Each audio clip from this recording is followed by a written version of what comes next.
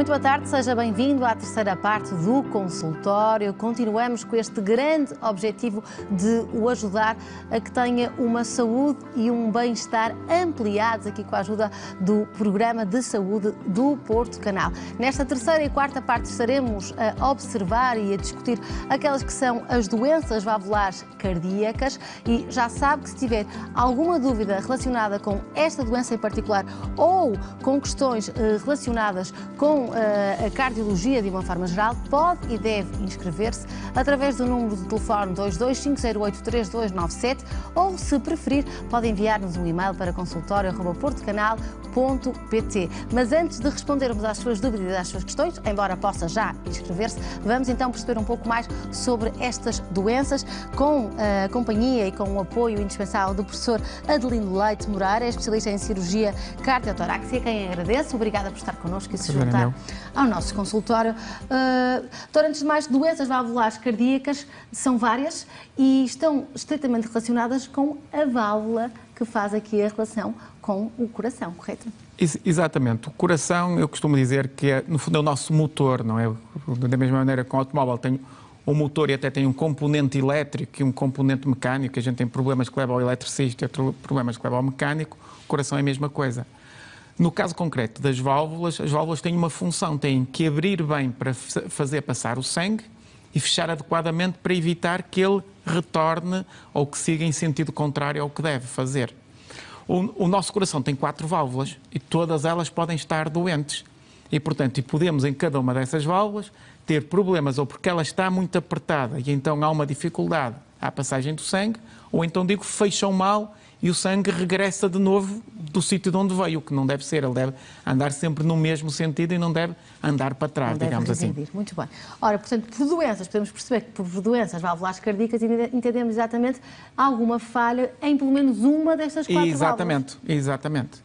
Portanto, o coração estava a assimilar ao tal motor, portanto, as válvulas fazem parte da parte mecânica do nosso coração e, portanto, se houver algum problema tem que ter uma solução mecânica, temos que perceber.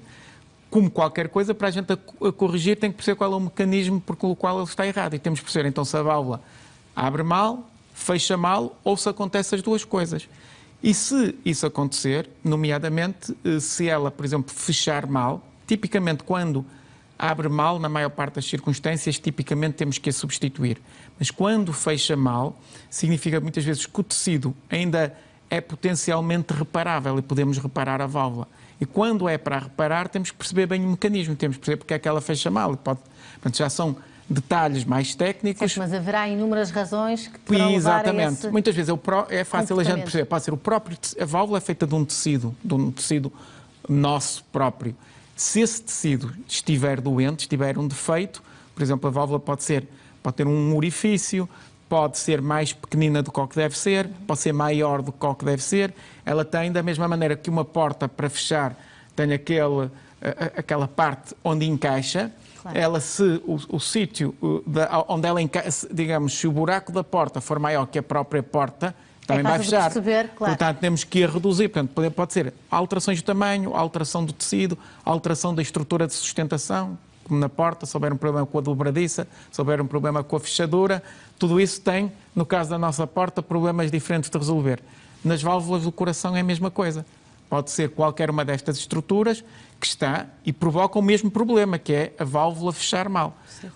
Isto tem implicações, não para os sintomas do doente, mas depois já para o médico, para o cirurgião, que vai reparar a válvula, que tem que fazer os exames todos ao doente para perceber porque é que ela funciona mal. Para poder fazer o arranjo no sítio devidamente. Exatamente. Muito bem. Doutor, antes de avançarmos aqui propriamente para estas questões relacionadas com a cirurgia e os tipos de doenças valvulares que incluímos, perceber consigo aqui a prevalência desta doença. É uma doença que afeta em média cerca de 30 mil portugueses e a grande maioria deles tem sensivelmente mais de 70 anos. Estamos a falar de um subtipo. São doenças muito prevalentes. Neste subtipo a incidência da estenose aórtica. Uma estenose é precisamente um aperto. Portanto, e a aórtica, porque é válvula aórtica. Uma das 4 válvulas que a gente falou é válvula aórtica. Se a válvula estiver apertada, nós temos uma estenose aórtica. Essa é a válvula mais comum destas doenças. Que é a mais comum dessas doenças. E que está à saída do coração. E a gente percebe porque é que ela está à saída tem que abrir para que o sangue vá para o resto do corpo. Se ela estiver muito apertada, é como se eu tiver no meu jardim uma mangueira que esmague muito na ponta. O motor pode estar a trabalhar bem, mas não consegue injetar a água que me rega a minha relva e ela começa a secar, que é o nosso organismo. E no caso concreto, se ela secar subitamente, se houver um colapso súbito, pode inclusivamente ser fatal. Por isso é que estas doenças é importante estarmos alerta, sabermos que são doenças graves, mas que detectadas atempadamente têm tratamento. E é, digamos, uma das nossas missões é alertar a população para a sua existência, para o seu diagnóstico atempado, porque tratadas corretamente e no momento certo, independentemente da idade do doente, o doente pode ter uma vida perfeitamente normal, pode não perder um dia da sua esperança de vida, pode, tratada atempadamente, a sua esperança de vida pode ser igual a de outro doente que nunca teve um problema nesta válvula. E perguntava-lhe porquê que é importante este diagnóstico precoce e como é que ele é feito? É fácil percebermos com estas metáforas que utiliza que quanto mais tempo a porta estiver estragada, mais problemas vai trazer e mais estragada vai ficar. Exatamente. Os sintomas dependem do tipo de válvula com problema. Há um sintoma que é muito característico a toda a patologia cardíaca em geral, que é o cansaço mais fácil. Às vezes a falta de ar. São sintomas muito típicos. Depois outro tipo de sintoma típico é muitas vezes este desconforto no peito. Às vezes os doentes ligam e procuram-nos preocupados com sintomas do género uma dor enfacada, uma dor empicada. Tipicamente essa dor não nos preocupa muito. Uma dor que dá com a respiração. Não é tipicamente uma dor cardíaca. A dor que aparece quando uma pessoa tem uma emoção forte, como tipo um aperto, ou quando faz um esforço maior e aparece esse aperto, esse desconforto, às vezes não é necessariamente no peito. Pode ser aqui na zona, as pessoas às vezes até confundem isso na zona do estômago, aqui no pescoço, dizem como se o estiverem a esganar, às vezes com irradiação para o braço esquerdo, isso as pessoas já sabem. Esses sintomas às vezes não aparecem só quando a pessoa está a ter um ataque cardíaco. O aparecimento de algum tipo destes sintomas deve ser um alerta. Mesmo que ele comece a aparecer de novo, a pessoa começa a ver, fazia um determinado esforço, começa a fazer menos, ou para o mesmo tipo de esforço, estas queixas começam a aparecer, faz o esforço, aparece a queixa. Para, ele desaparece. Isso deve dar uma alerta para procurar um médico e lhe transmitir. Mas o que acontecerá muitas vezes, pergunto-lhe, professor, é que como estamos a falar de uma doença que tem prevalência sobretudo em pessoas com mais de 70 anos, algumas vezes as pessoas podem confundir os sintomas com o andar da idade, como é normal nesta idade eu já me sentir cansado e, portanto, de subvalorizar estes sintomas. Isso é uma grande verdade, é uma das nossas grandes preocupações. E, tipicamente, há duas coisas. Por um lado, as pessoas associam à idade, eu já sou mais idoso, já não sou capaz de fazer as mesmas coisas, mas, primeiro, devem-se comparar com outras pessoas da mesma idade e perceber, provavelmente, estão a fazer menos coisas. Depois, muitas vezes, não têm sintomas porque se refreiam a sua atividade. E então, nas pessoas ainda mais idosas, que muitas vezes se deslocam um pouco, às vezes deslocam-se da cama para o sofá, do sofá para a mesa. Não têm hipótese. Exatamente, não têm queixas porque não fazem esforços que seriam os que deveriam fazer. Portanto, esse é um aspecto muito importante e que nos dá aquilo que a gente chama os falsos assintomáticos, que é o doente diz que não se queixa de nada, mas às vezes a gente depois, perguntando isso mesmo, começa a perceber que ele tem pouca atividade e se faz mais algum tipo de atividade começa a ter sintomas e que no fundo se referiu para essas atividades. Isso é crítico. Então, como é que é feito o diagnóstico destas doenças? Olha, por um lado, desde logo esta suspeição com a clínica que deve procurar. Por outro lado, muitas vezes, o médico de família, quando ausculta, digamos, quando estas válvulas têm algum tipo de alteração, o sangue a passar por essa válvula faz um ruído, um barulho que a gente chama um sopro cardíaco. E a gente sabe, com a história da porta, é como quando está um dia ventoso e nós temos uma frincha e ouvimos o vento a passar. Se abrirmos a porta completamente, entra muito vento, mas já não ouvimos ruído. Aqui, o sangue a passar por um orifício mais estreito provoca um som que não é normal, que não deve existir nas pessoas normal, que é um sopro cardíaco. Esse sopro deve-nos logo alertar para a possibilidade de existir uma doença associada a estes sintomas e na presença dessa suspeita devemos fazer exames. Neste momento a medicina tem exames que nos permitem, chamado ecocardiograma, em que a gente mete aqui uma sondinha em frente ao coração, consegue-nos, de uma forma muito simples, totalmente inócua, indolor, nada invasivo, é só encostar quase como se fosse aqui uma caneta mais grossinha ao peito, certo. e a gente consegue ver, é como se fosse entre as costelas, a gente consegue, é como se fosse uma janela, lança uma ultrassom e a gente consegue ver a estrutura do coração, como é que ele está a funcionar e, nomeadamente, as suas válvulas. Permite ver não só as válvulas, mas outro tipo de alterações. Certo. Sendo que é importante também aqui para quem possa estar a ouvir não ficar demasiado alerta que um sopro no coração pode significar muita coisa e muitas vezes nada em particular, correto? Sim, num doente mais... Há sopros inocentes às vezes, certo, na juventude. Sobretudo na juventude, certo? Num doente, digamos, a partir dos seus 40 anos e que nunca teve um sopro detectado antes, deve merecer sempre um estudo adicional, mesmo que depois, felizmente, se mostre que afinal não tinha grande importância, ou existe uma doença, mas ela ainda é ligeira, porque depois isto é uma doença que vai evoluindo com o tempo. A gente pode ter uma alteração que ainda é ligeira, que não é para a gente fazer nada, é só para vigiar. Podemos ter uma alteração já um bocadinho maior, que a gente chama que é uma alteração moderada, que implica uma vigilância mais apertada, mas que ainda não é para fazer nenhum tipo de intervenção, ou então aquela fase em que a gente chama grave ou severa, quando temos uma doença já mais avançada, em que o aperto já é significativo, ainda nós temos métodos muito adequados para o caracterizar, nessas circunstâncias não é mesmo para facilitar. Não há medicamentos que tratem esta doença. Os medicamentos são ajudantes preciosos. Muitas vezes, alguns deles para prevenir o aparecimento de determinado tipo de doenças, outros deles para tratar, para ser um coadjuvante, e o doente, mesmo sendo submetido à cirurgia e corrigido, convém muitas vezes fazer um conjunto de medicamentos que ajudam a evitar outras doenças cardíacas. Mas a doença das válvulas propriamente ditas, voltando ao motor do carro, se a válvula estiver estragada, a gente pode lá meter o melhor óleo do mundo e a gasolina premium toda, mas não vai resolver. Claro. Certo. Professor, nós temos aqui, como disse, várias doenças das válvulas. Uma delas, como também já mencionou, e a mais típica, é a estenose aórtica. Essa sim, que tem então uma prevalência em cerca de 30 mil portugueses e que está relacionada então exatamente com esta válvula, com a aórtica, correto? Mas depois há outras. Exatamente. Pronto. Nós temos as duas mais frequentes são, o nosso coração tem duas partes. A gente, quem se lembrar ainda da escola primária, de falarmos na grande circulação e na pequena circulação, sem dar aqui nenhuma aula, na grande circulação é o lado esquerdo do coração que bombeia o sangue para alimentar todo o nosso corpo, incluindo o coração ele próprio, o cérebro, todos os outros, os rins, tudo.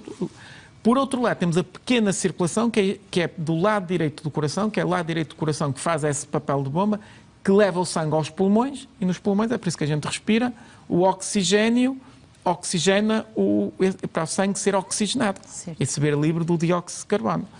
As valvulopatias mais frequentes são as que atingem o lado esquerdo do coração. Existe também até as do lado direito são mais frequentes como doenças congénitas das crianças, e uma delas, que até muitas vezes chama a válvula esquecida, que é a válvula tricúspide, tem também, estamos ali na figurinha que temos a ver, o lado direito do coração é ali representado a azul, e é azul porque é o sangue que está com pouco oxigênio. O sangue, quando tem oxigênio, fica assim mais escuro, e aquela válvula que estamos a ver ali que estava a ver, que está a aparecer agora, era precisamente a válvula que eu estava a dizer, olha, quando tenho aquela setinha a entrar, é a válvula tricúspide, que é do lado direito do coração. E esta válvula, tipicamente, quando não é tão afetada agora por aperto, é mais por insuficiência. Do outro lado, onde temos aquela parte vermelha, olha, nomeadamente aquela parte que estávamos ali a abrir e a fechar, para aquele tubo é a artéria aórtica, aquela estrutura branca que nós vemos a abrir e a fechar é que é a válvula aórtica. A outra válvula, onde vemos a setinha, que representa o sangue a passar, é a válvula mitral. Portanto, aquela válvula que abre ali em branco e que vai para o tubo, que é a válvula aórtica, tipicamente é afetada por um aperto, já falámos nisso, e a outra que viemos ali entrar é a válvula mitral. A válvula mitral recebe o sangue dos pulmões, vai ali àquela entra para a bomba principal do coração e depois é injetado pela tal válvula aórtica. A válvula mitral deve abrir para o sangue, para receber o sangue que lhe vem dos pulmões, e depois deve fechar para o sangue não ir de volta para os pulmões. Como referi há pouco, para não voltar para trás. Exato. O regressar para trás tem dois problemas. Por um lado, se regressa para trás, não é injetado para o resto do corpo, portanto chega menos sangue ao resto do corpo. Por outro lado, se regressa para trás, vai sobrecarregar os pulmões com sangue. os pulmões devem ter só a quantidade certa de sangue. Se tiverem sangue a mais, parte dos líquidos passam para os nossos alvéolos, que é onde devemos tirar para as trocas gasosas. E se em vez de a gente ter lá ar, tiver água, é o que acontece quando a gente está a afogar. É literalmente estarmos a afogar. Portanto, um problema grave nessa válvula pode ser o regresso do sangue para os pulmões, extravasamento de sangue, é por isso que o doente tem falta de ar, às vezes não tolera, e às vezes isso é tanto maior, a gente percebe, se nós estivermos de pé, o sangue tenta-se acumular na parte inferior do corpo. Se nós nos deitarmos, ele acumula-se mais nos pulmões. E a outra queixa importante, estava a falar nos sintomas, associados à patologia valvular mitral, o doente que começa a ter falta de ar quando se deita. Exatamente por essa razão que falava. Por essa razão, porque acumula sangue, líquido nos pulmões. Sendo que esta insuficiência mitral é tipicamente mais prevalente em homens. Sim, mas atinge ambas as idades, atinge ambos os sexos. Mais prevalente em homens, mas por ser mulher não devemos ignorar, porque é igualmente frequente em mulheres. Aparecem em idades mais jovens e, dependendo, tem várias causas pelas quais esta degeneração deste tecido, desta válvula, pode dar essa insuficiência. Nas idades mais jovens, é a própria estrutura, a própria estrutura do tecido da válvula que é mais frágil, as fibras, como se fosse um tecido que se rompe com mais facilidade. Ali não rompe, pode romper, e às vezes as cordas que o sustentam rompem, aquela válvula tem que fechar e é sustentada por umas cordinhas, como se fossem aquelas cordas de um paraquedas, ela parece quase um paraquedas. Se as cordas do paraquedas se romperem, já sabemos o que é que acontece ao paraquedista. Claro. Portanto, aqui é uma coisa semelhante. Portanto, se estas cordas se romperem, porque o tecido é mais frágil, a válvula não consegue fechar adequadamente.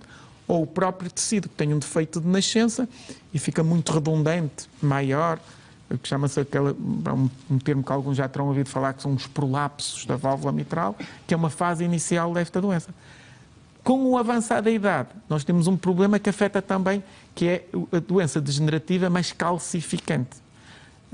Com o avançar da idade, com o envelhecimento, com o processo de envelhecimento, nós começamos a ganhar, no fundo, depósitos de cálcio na parede das nossas artérias, e é por isso que podemos ter aqueles problemas das doenças arteriais, que também nos dizem respeito, as doenças nas artérias coronárias, que alimentam o coração, nas artérias do cérebro, que podem dar entupimentos e podem dar alterações nas próprias pressões. Portanto, há acúmulo de sangue nas artérias, há acúmulo de sangue na válvula, de cálcio na válvula aórtica. O que é acúmulo de cálcio? Onde é que a gente tem muito cálcio? É no osso. O osso é uma estrutura rígida. Estas válvulas têm que ser maleáveis para abrirem e fechar. Claro. O problema disso é precisamente elas depositam-se cálcio e estas válvulas ficam quase como se fosse uma estrutura óssea, rígida. Não abrem nem fecham adequadamente. A válvula mitral também pode sofrer vários processos, um deles é essa degeneração calcificante com a idade e outros tipos de alterações degenerativas que podem fazer com que ela abra ou que feche mal. Professor, mas a boa notícia, porque há aqui de facto uma boa notícia, é que todas estas doenças, quando diagnosticadas numa fase precoce, podem ter uma solução absolutamente maravilhosa, que não compromete de todo a qualidade de vida, nem a esperança média de vida destas pessoas, certo? E normalmente esta solução é a cirurgia. Exatamente. Nós temos, é uma intervenção para, e neste momento até temos mais soluções, porque quando a gente fala em cirurgia, pensa tipicamente na cirurgia de peito aberto. E reparem, e ainda continua a ser a opção mais conhecida, mais estudada, e é preciso não ter nenhum receio dessa cirurgia. É ultra seguro. Até dando o exemplo da porta, que eu digo o seguinte: a cirurgia é como se a gente, para ir buscar aqui um objeto a esta sala, abrisse a porta, vem aqui com toda a segurança, pega no objeto e leva-o. Nós podemos fazer isso se a porta tiver algum defeito, ou se o caminho até à porta estiver cheio de buracos, a gente pode arranjar tipo uma caninha de pesca para pegar no objeto e tirá-lo. E conseguimos fazê-lo com muita precisão, já começamos a ter canas boas, mas percebemos que é um bocadinho que há outros problemas, dá-nos mais segurança de um lado, mas por outro lado, aquela segurança da gente pegar no objeto, agarrá-lo e ver o que está a fazer é um bocadinho diferente. Claro. Tipicamente, estas técnicas, e não é tanto isso, a minha mensagem principal aqui hoje era que isto tem tratamento. A abordagem é feita por uma equipa multidisciplinar, que tomará a melhor preparada decisão. exatamente para tratar o doente da forma que for mais adequada. Portanto, a mensagem principal é que tem tratamento, a idade não é uma limitação, mesmo a dita cirurgia de coração aberto, que é, como eu digo, tem provas dadas ultra segura, mesmo em idades mais avançadas. Eu tenho muitos doentes nonagenários, com mais de 90 anos, operados, que muitas vezes ao fim de 5 dias estão fora do hospital. Octogenários, então, centenas de doentes, diria mais de 30% da minha atividade, se calhar mais, em doentes octogenários.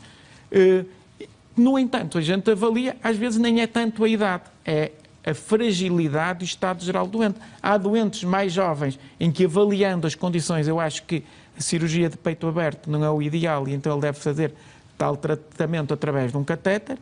Há doentes mais idosos que eu acho que deve ser a cirurgia de peito aberto e há outros que é uma coisa. Ou seja, discutimos sempre isto com o próprio doente, com vários colegas especialistas em cada uma destas áreas para decidirmos o que é melhor para o doente. Sendo certo que qualquer uma das opções, primeiro, a opção tomada é sempre aquela que naturalmente será melhor para o doente, até porque é validada por uma equipa multidisciplinar e é personalizada, e que ambas são seguras. A cirurgia só é feita se for segura, não é? Portanto, esta garantia é importante também. É isso que a gente está a dizer. Nós, na tomada de decisão para um tratamento, temos uma doença tipicamente que é grave e que põe em risco a vida do doente.